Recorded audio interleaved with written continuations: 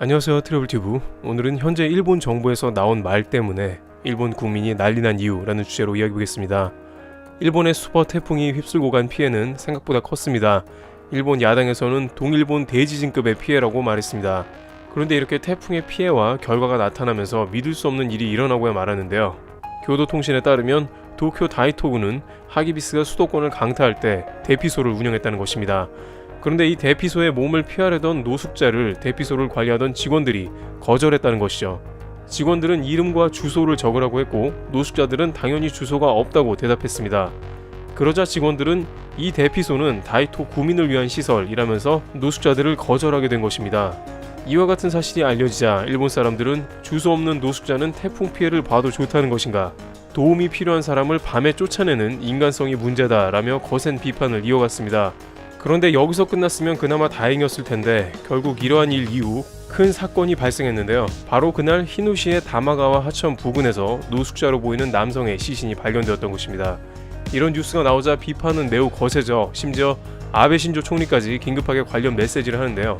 아베 총리는 각 대피소는 피난하는 모든 재난 피해자를 적절하게 받아들이는 것이 바람직하다며 진화에 나섰습니다. 또한 방재 담당 장관과 후생 노동상 장관까지 등장해서 피해를 본 모든 사람을 놓치지 않도록 확실히 대응하자는 자세를 취하겠다면서 진땀을 흘리며 해명하는 모습을 보이기도 했습니다.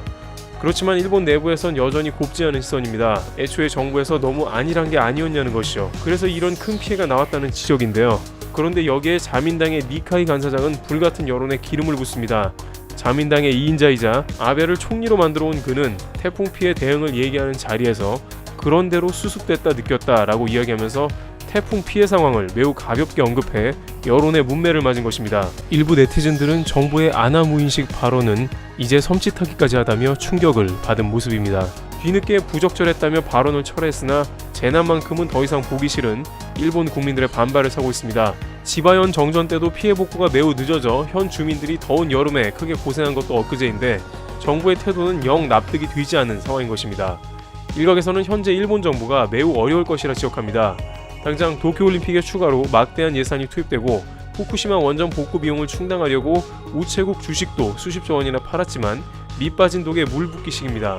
또한 이 와중에 태풍 피해는 최악으로 치닫았기 때문에 아직 얼마나 정부가 예산을 추가 투입해야 하나 감도 안 잡히고 있습니다. 결국 국가 부채는 더욱 늘어갈 수밖에 없는 것이죠. 일본은 도쿄올림픽을 앞두고 기존 재해들 뒷정리와 현재의 재해 복구로 인해 매우 정신없는 한 해가 되고 있습니다. 트래블튜브 여기서 마치겠습니다. 감사합니다.